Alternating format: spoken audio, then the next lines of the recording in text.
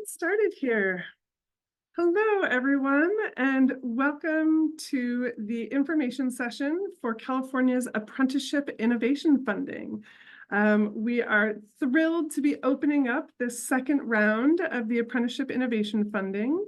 And we obviously are here in February of 2024 and launching this second round of this funding source.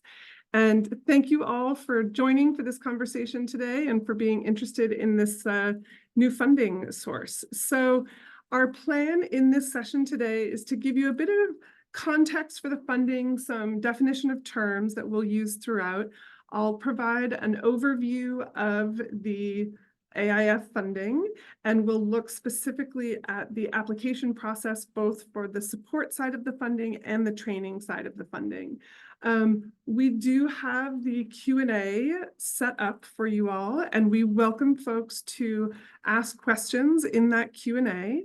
The DAS team is dialed in here, and we'll do our best to answer the questions that we can through the Q&A.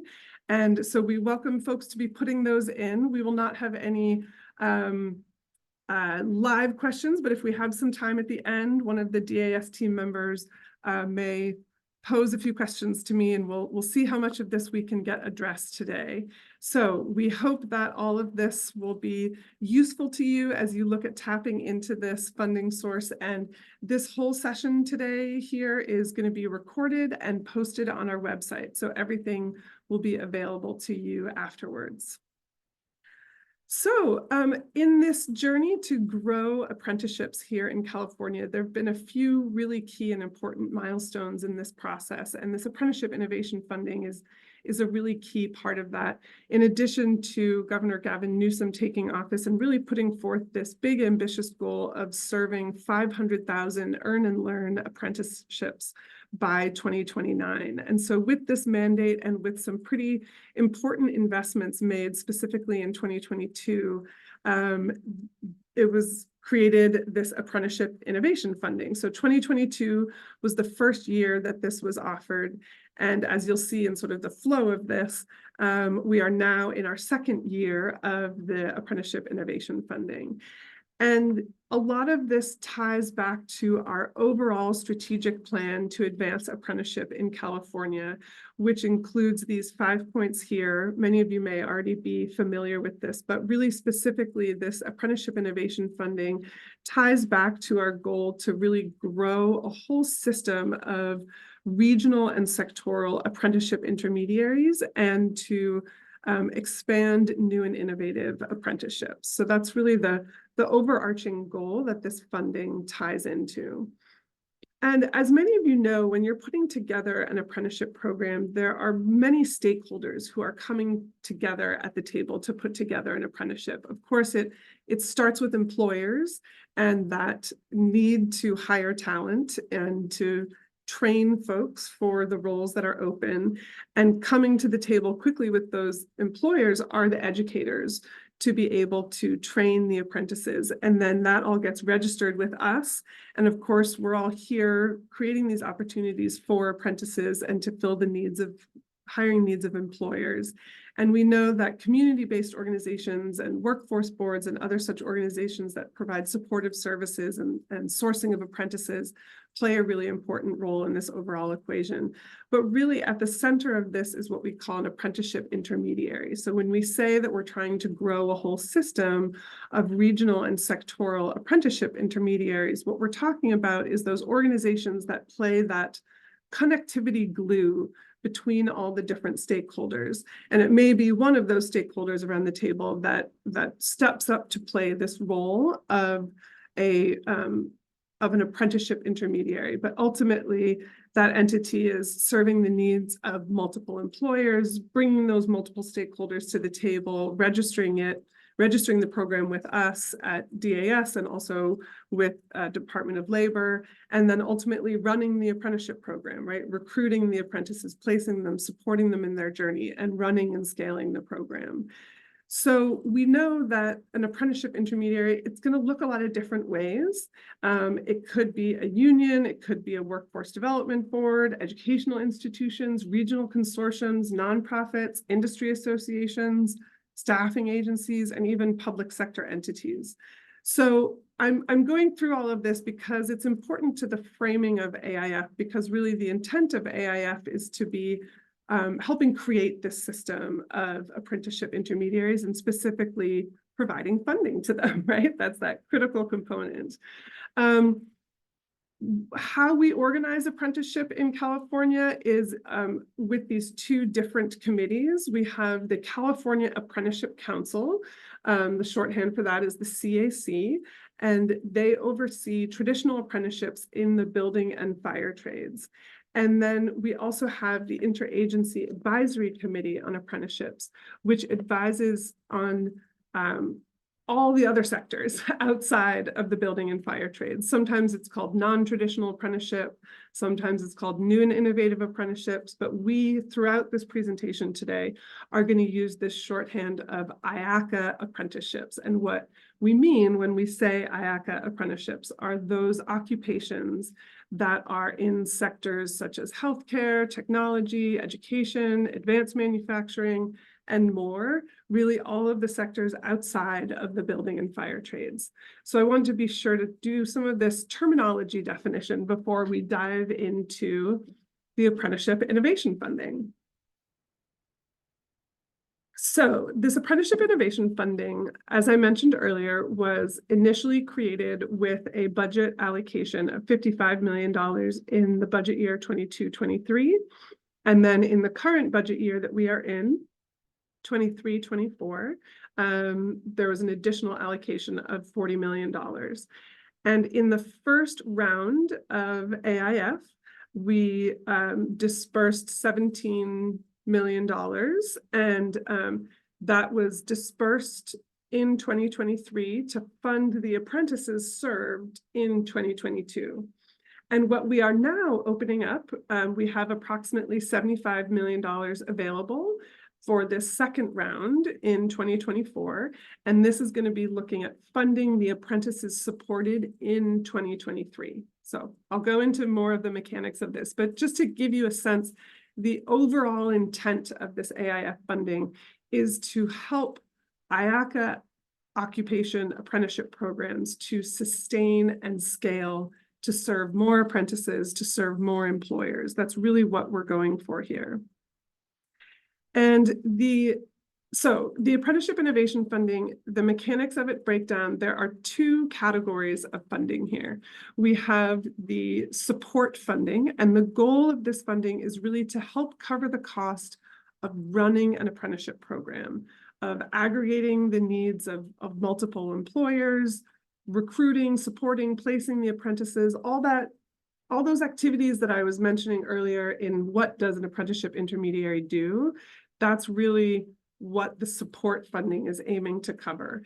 And so that is, the dollar amount on that is $3,500 per active apprentice per year, prorated to the month, along with a $1,000 per apprentice completion bonus. So that's the overview of the support side of the funding. And then on the training side of the funding, this is really intended, like the name, to cover the cost of training apprentices associated with IACA programs. And that specifically is benchmarked to related and supplemental instruction funding dollar amount. So it's $9.98 per training hour for those apprentices who were trained in 2023. So this is the overview of the two categories of funding with AIF. Now, how this works in general is the idea is that this funding is available to IACA occupation programs that have registered their apprentices with DAS. This is very important. So if you're a brand new program that just got registered today, awesome, we're very excited for you. And this round of funding will not be for you. You'll come next year. So in order to be eligible for this funding, you need to have an IACA occupation program that had active apprentices in 2023.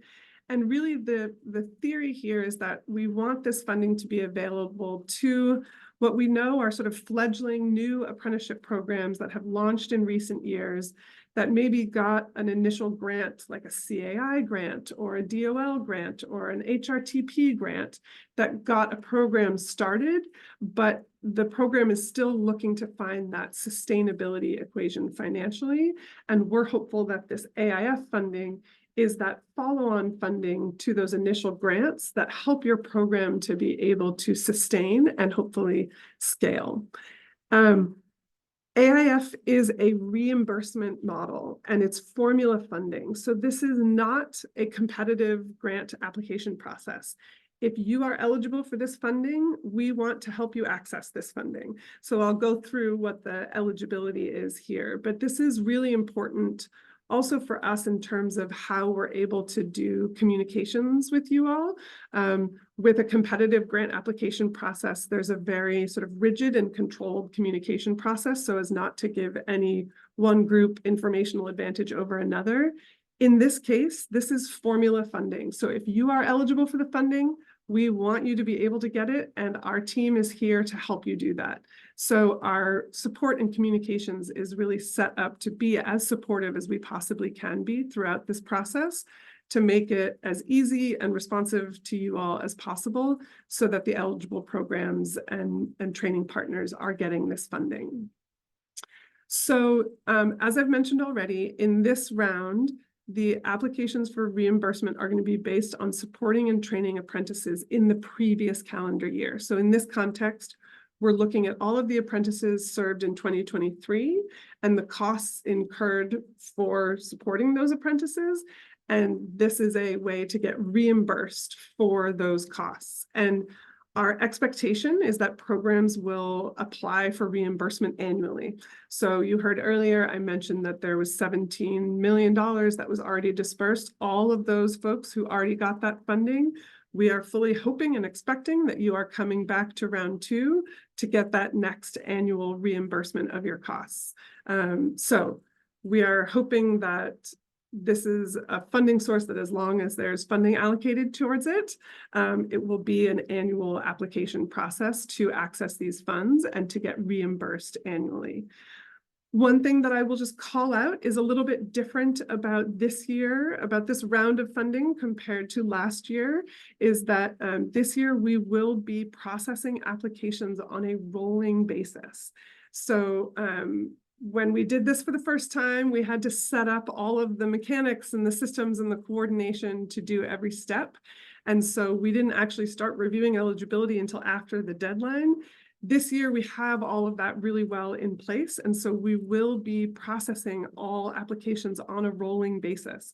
And that means the sooner that you get your information into us, the sooner we can review it, process it, award it, and send you payments. So we hope that is incentive for you all to act quickly and to get your information into us so that we can deploy this funding as quickly as possible. One question that we know has emerged is it possible to apply for both the support funding and the training funding, or both, right? To apply potentially for both. It is possible to apply for both categories of funding. In the context where the local education agency is the program sponsor, that's the most likely scenario where the same entity would be applying to both the support and the training side of the funding. But we think that a more common scenario is going to be that a single apprenticeship program will designate a program sponsor that will be the fiscal entity to receive the support funding. And then separately, the local education agency will apply for the training funding. And then both entities get reimbursed for the related activities. So it is possible to apply for both, but that would be the context where a single entity would likely be applying to both categories. All right. So the next area is who are the eligible apprentices. And I just want to make clear that when we say eligible apprentices, it's not the apprentice individually that's receiving this funding. It's the the program sponsors and the training partners that are receiving the funding. But this whole thing is formula funding based on the number of apprentices that you served and that you trained as a program and a training partner. So how we calculate that is based on eligible apprentices. So when we say eligible apprentices, those are apprentices who are associated with an IACA occupation. They are apprentices who were active in 2023 and placed with an employer. We know that sometimes programs will register an apprentice and be in the process of placing them with an employer, which is fine generally, but for the sake of this funding, an apprentice must be registered with DAS with an employer. If the firm agreed to train is selected in the apprentice's record, that's a signal to us that they've not yet been placed with an employer, and so they would not be eligible. So just be sure that you're really entering the employment placements into the California Apprenticeship System, which is what CAS stands for, which is our web registration system. And then the final key eligibility is the compensation. So we're looking for this to meet this quality jobs framework. So in this case, we're looking for a compensation package for an apprentice that meets the Employment Training Panel's wage standards. So every year, ETP, which is a fellow workforce agency here in California, sets these wage levels. And what's on this slide here are the wage levels for 2023, which is what this round of AIF will be referencing.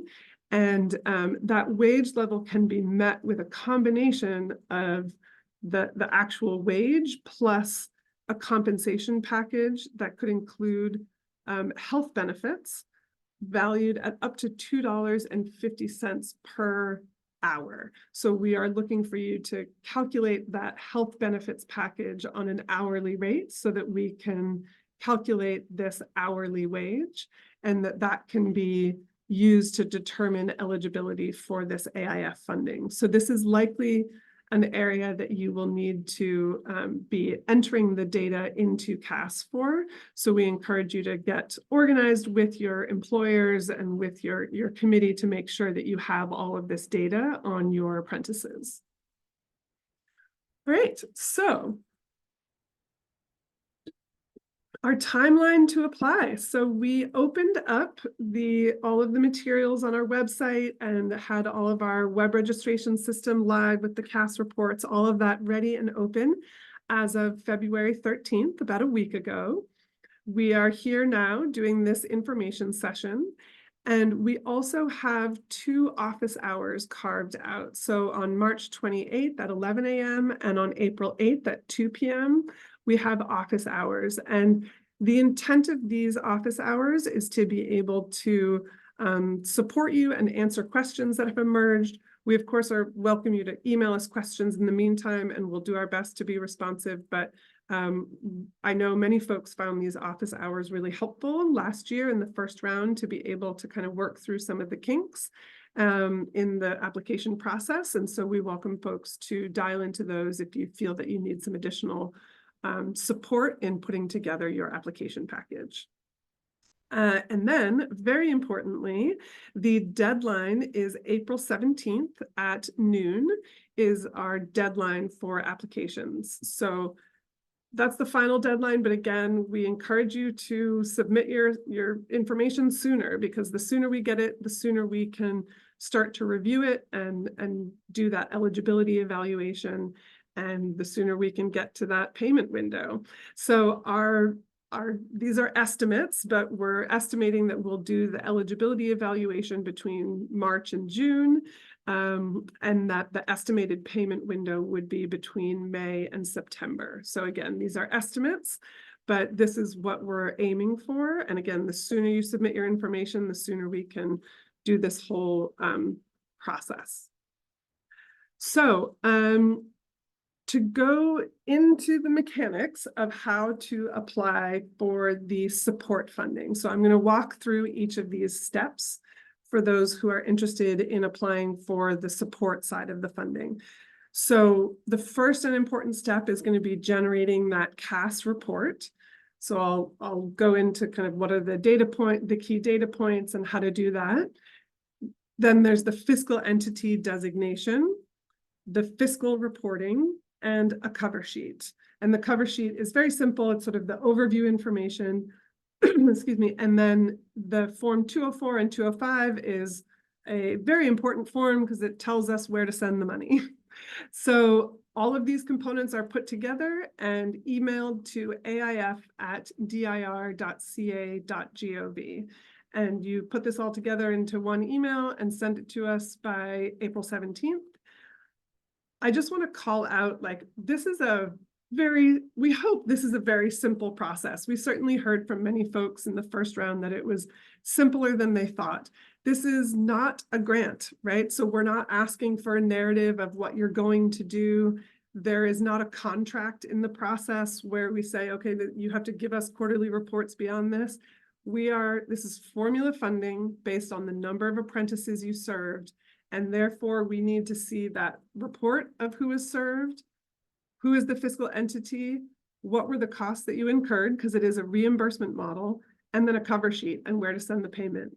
And that's the whole application package. So we hope that this is a really simple process. And of course, folks who are returning who have applied to round one already know that this is a very simple process. So the sooner you do this, the sooner we're able to process everything.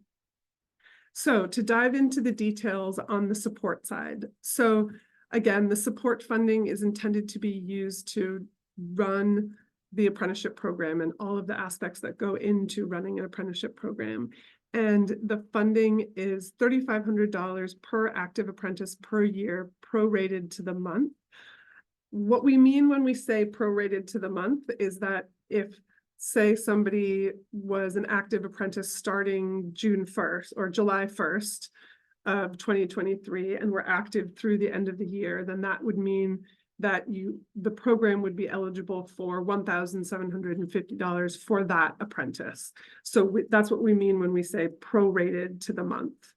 And then there is a $1,000 per apprentice completion bonus. So if an apprentice completed at some point in 2023, the program also gets that $1,000 bonus for that completion. And again, the intent is that programs are applying for this annually based on the number of apprentices who they served in the previous year. So in terms of the eligible entities to receive the support funding, the key thing is whoever is the registered program sponsor for an apprenticeship program. And that's the key component, is being the program sponsor and meeting all the eligibility that we have discussed so far. And other than that, we're fairly agnostic on the organization type. So eligible entities could be apprenticeship intermediaries, labor management partnerships, unions, any branch of our public education system, our community colleges, K-12, adult ed, county offices of education, California state universities, universities of California, regional occupational programs. So all the different types of public educational institutions, local workforce development boards, nonprofits, private for-profits, public sector entities, industry associations. We're very flexible on the entity type. The key thing is that you have a registered program and you've been designated as the fiscal entity by your committee to receive this funding. So the most important part that I encourage folks to embark upon today, if at all possible, as quickly as you can, is the web registration. So the California apprenticeship system is, sometimes we also call it web registration, has an AIF report. So if you go into that web registration, you'll see an analytics tab, and under that analytics tab, you'll have your AIF support and AIF training reports in there. And what's really important is that you may go into that and see no apprentices in your AIF report. And you may think to yourself, but wait a second, I definitely have apprentices registered with DAS. Why is it not showing up on my AIF report? And it's because we need you to fill out these additional data points. And some of you may have already been doing this, but I just want to call out a few data points that are going to be really important to be entered so that the eligible apprentices sort of populate into that AIF report. So the first and most important part is the training firm, that this is the employer that the apprentice is placed with.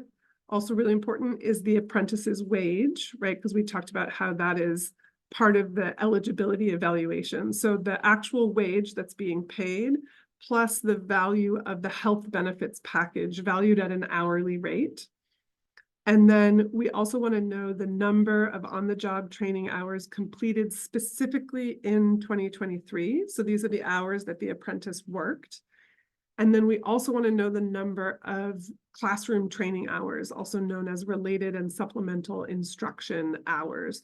And again, this should be only the RSI hours completed in the calendar year of 2023. So not the cumulative amount up until 2023, but specifically the hours of RSI delivered in the calendar year of 2023 for that apprentice, and who was the local education agency that delivered or was overseeing those training hours.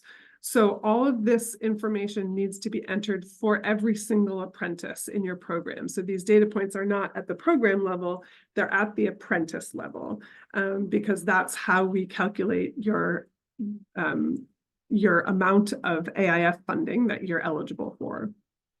So with all of those data points entered on each of your apprentices, then you can generate the AIF support report through CAS. And again, it's in that analytics tab under the AIF support tab. Now, you might enter all of that information and then go over to your report, and you may still not see what you think you want to be seeing. A few troubleshooting points for you. One is that our databases update every 24 hours. So you may need to wait 24 hours for all of that data you just entered to populate into the recalculation of your AIF support report. If you've waited 24 hours and you're still not seeing what you think you want to be seeing, double check that all the data on the left here is entered correctly. And specifically double check that the wage level and location align to meet eligibility. And the location is pulled from the employer. So wherever the employer's location is where that wage level is determined from. So that report is really the key and most important aspect. And I think probably the part that takes the most time to make sure that all this data is in there and is correct, and that the report is generating the report that looks correct to you. And we welcome folks to reach out to your DAS contact person, be that an apprenticeship consultant or strategic business advisor that's supporting you in your program. The DAS team is absolutely here to help. If they can't answer a question, they will also work with our AIF team to be able to answer your questions. So please reach out to the DAS team. We're here to help you navigate this process and make sure that you get all of your data fully up to date to be able to generate this report. So the next important piece is the fiscal entity designation. So for any committee, so a JATC or a UATC, only one entity from an apprenticeship committee can receive the AIF support funding. And so the intent of this letter is to designate who that fiscal entity is. And so the letter must include the program name as registered with DAS and the DAS file number. That's two very important reference points for us. And then the printed name and organization and the signature for all committee members. And we will be validating this letter with the committee list that we have in our systems. So make sure that your committee list is fully updated. And excuse me, if you're a single employer program and your standards did not create a committee, then the employer can apply directly for the AIF support reimbursement and no letter is required. But if you have a committee, you need to get that fiscal entity designation letter and include that in your application package. So the fiscal reporting side of things, we provide templates for all of these things. So if you go to our AIF page of the DAS website, you will find all of the templates for these things. So there is an AIF support expense report template and also an expense narrative template. So please go ahead and utilize those. And the expense report should categorize expenses in the previous calendar year, in this context in 2023, that demonstrate the primary expense categories that encompass the different eligible activities that are funded through the support funding. And that could include staff salaries and travel, marketing costs, apprentice support services, employer incentives, operating expenses, and contractual services. The report has the numbers, the narrative gives us a sense of what are those different categories and how exactly did you use that funding and how did it fall within the eligible expense categories. I really encourage people to review the guidance document that's available on our website that has the complete list of all of the eligible activities that can be funded with AIF funding. So and then the final element is the cover sheet, which has that fiscal entity designation and also the summary numbers from your report. And as I mentioned, the standard form 204 is how we know where to send the payment. So be sure to include that. And there's an optional form 205 as needed.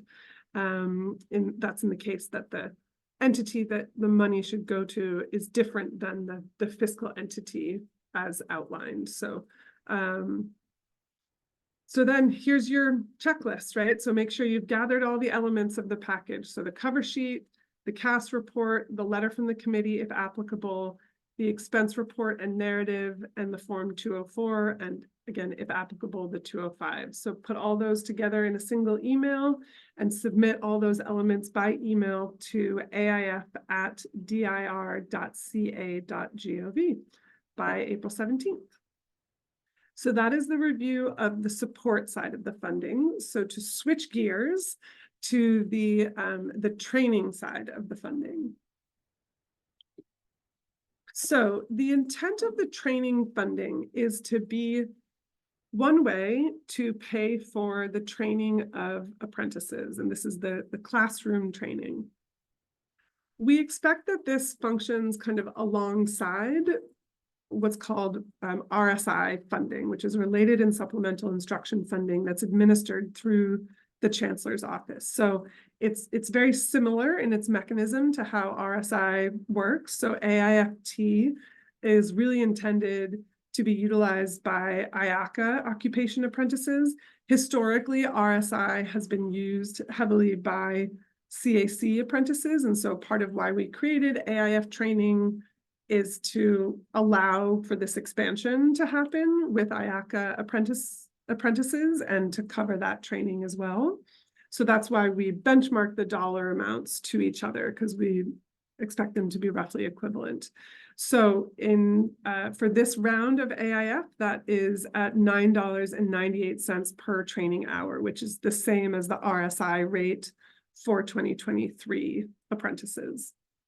And again, this is looking at the calculus is based on all that data that was entered in terms of the number of RSI hours delivered in 2023 times this hourly rate. So the eligible entities to apply for training funding are any of these local education agencies. So K-12 schools, County Office of Education, regional occupational programs, community colleges, California State Universities, Universities of California, and adult ed. So any of these entity types are eligible entities to apply for the AIF training funding. And we just really want to reiterate here that an LEA can pay for the training of apprentices through only one of the following methods. So either you can get AIF training funding, or you can get what's called full-time equivalent student funding, which is the apportionment funding administered by the California Community College Chancellor's Office. or through related and supplemental instruction funding, also administered by the Chancellor's Office. So an LEA has to determine, are apprentices being, like, which of these three categories is an apprentice's training being paid for with. So you cannot double dip across these three categories. So if you already know you're doing FTES funded training of the apprentices, great. You shouldn't apply for AIFT. Same thing with RSI funding.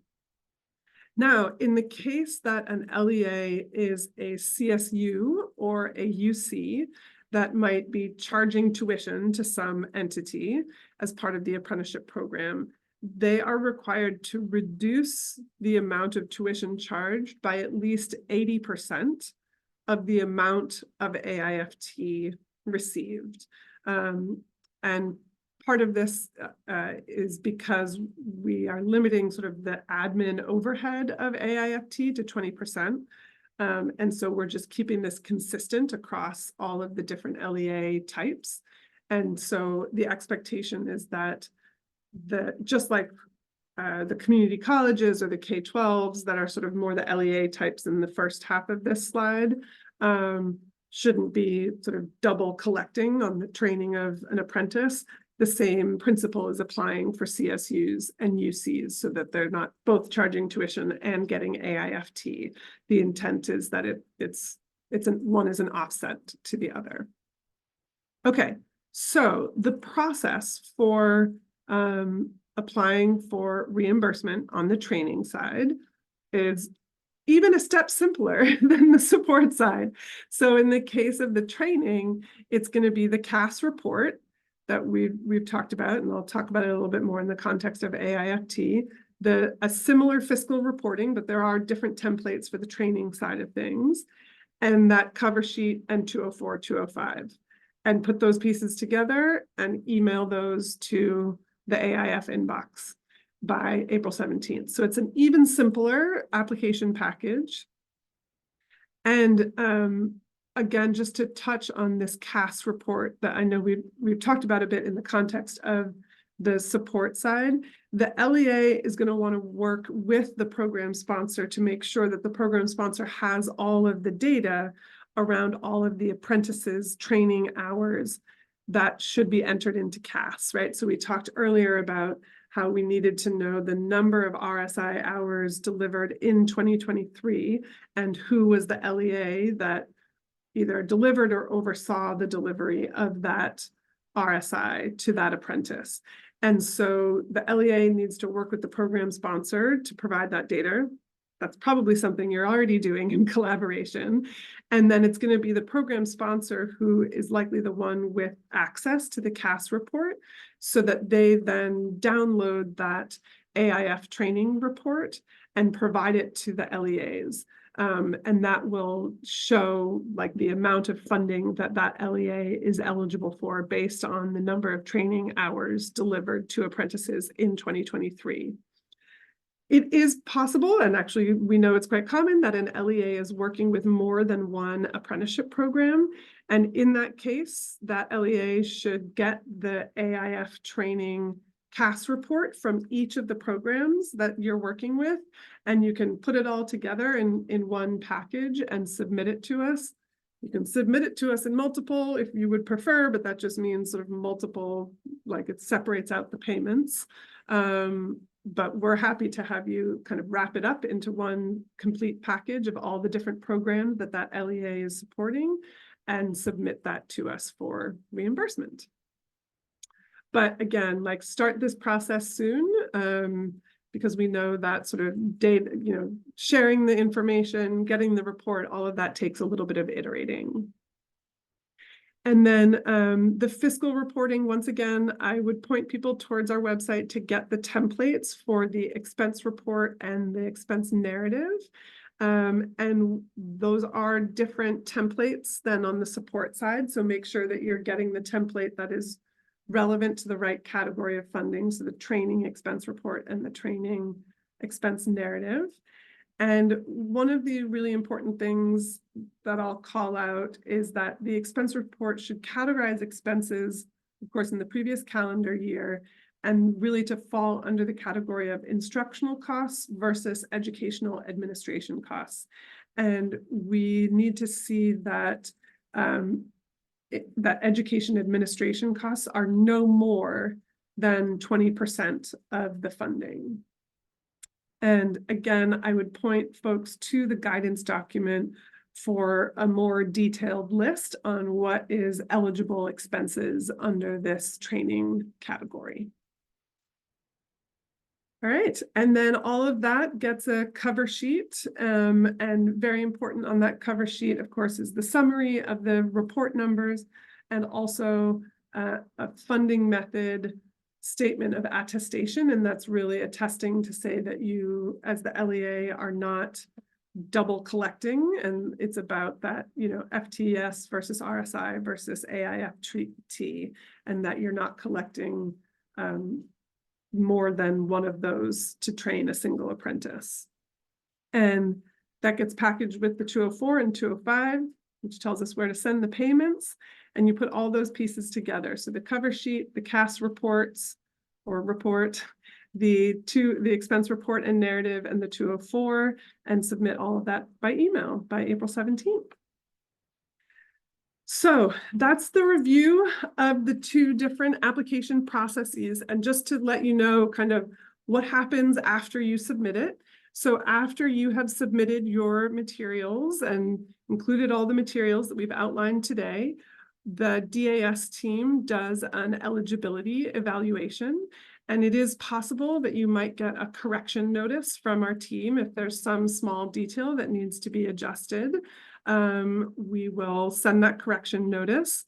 And once everything looks good, we will issue an award letter that we ask the fiscal entity to review, sign, and return to us. And once that's returned to us, we can issue the payment. And that payment is issued to the fiscal entity that's articulated both on the cover sheet and in that form 204, 205. So those things need to match.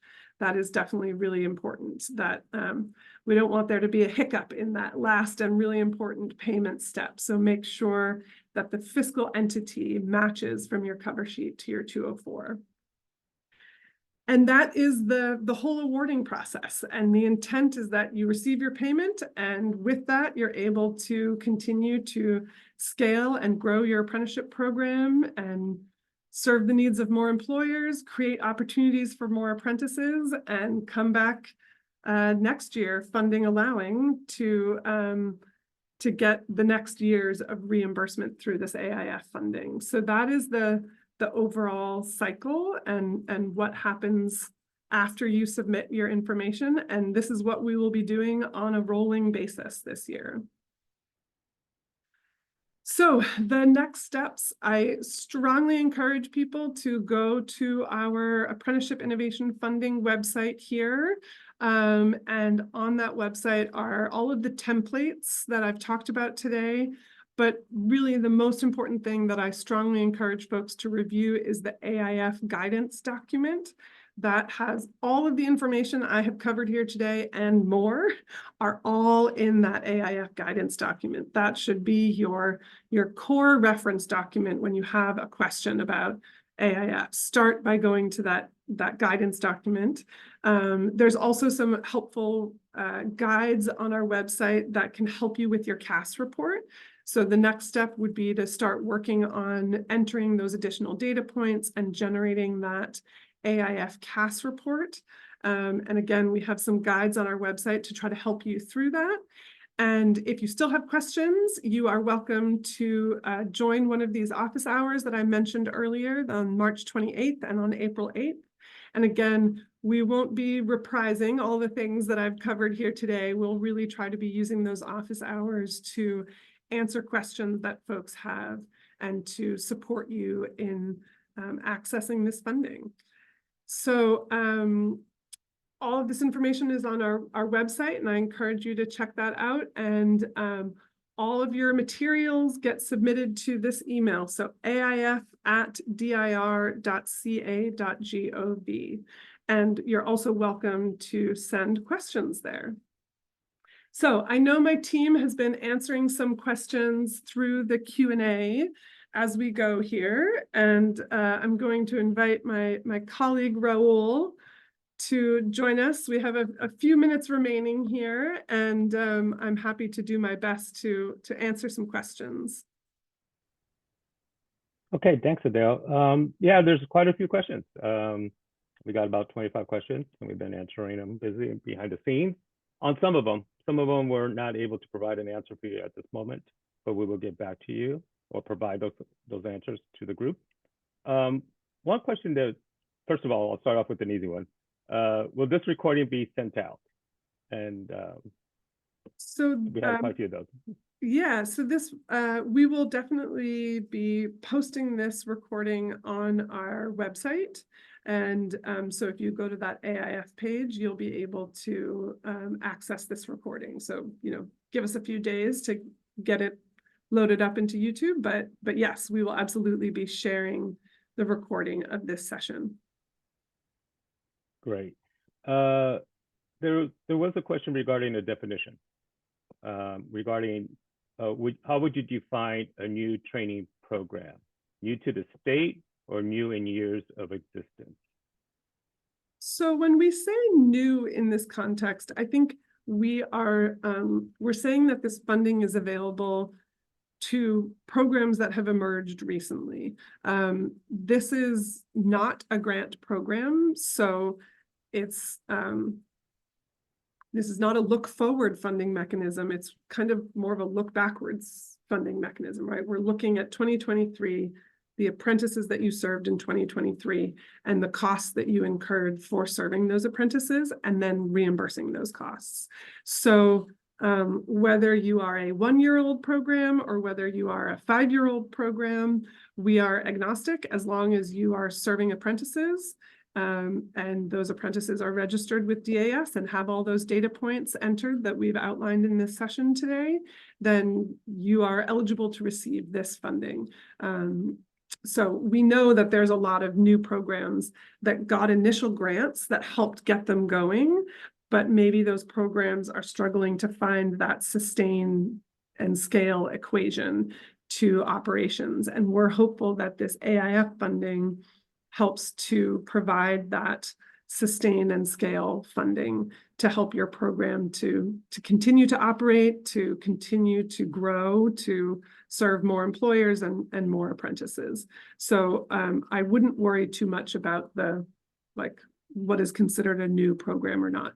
That's really not the most important determining factor in this AIF funding. It's, did you serve apprentices in 2023? That is the primary thing that is the determinant of whether you can access this funding or not. Great. Thank you for that, Adele. And the other question we have relates to deadlines. It said here that the question was that they heard about rolling deadlines. So the website still says April 17, 2024 at 12 p.m. That's a deadline for application. I guess they just wanted clarification on what is our deadline. So the deadline is April 17th, but we are processing submissions on a rolling basis, meaning if you get organized and send us all of these materials next week, we will start reviewing the eligibility. If everything looks good, we will issue an award letter. You return that to us. We then process the payment. Hypothetically, all of that could happen before April 17th.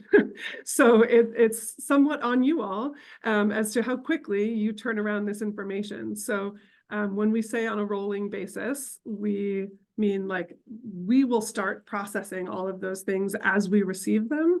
We won't wait until the deadline to then process eligibility and to then process award letters and all of that.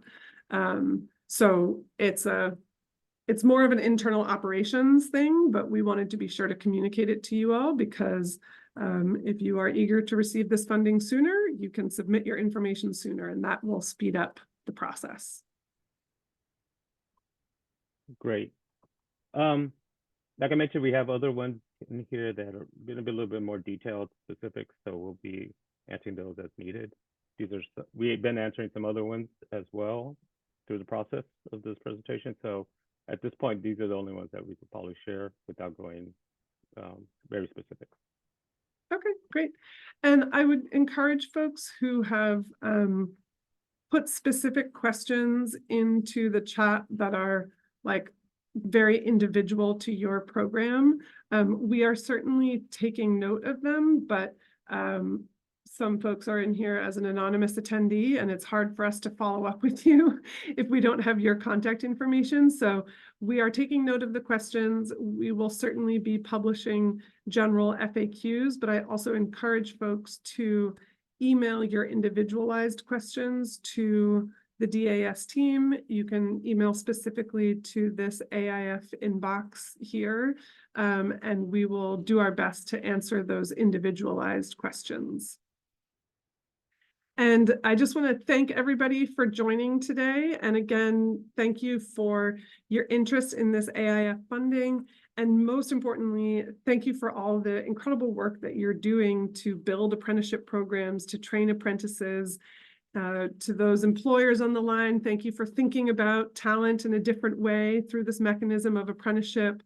And I'm just really grateful to all of the folks here who are helping to build this movement. And we hope that this funding is a meaningful piece of enabling you to do that great work. So I hope everyone has a great day, and thank you so much.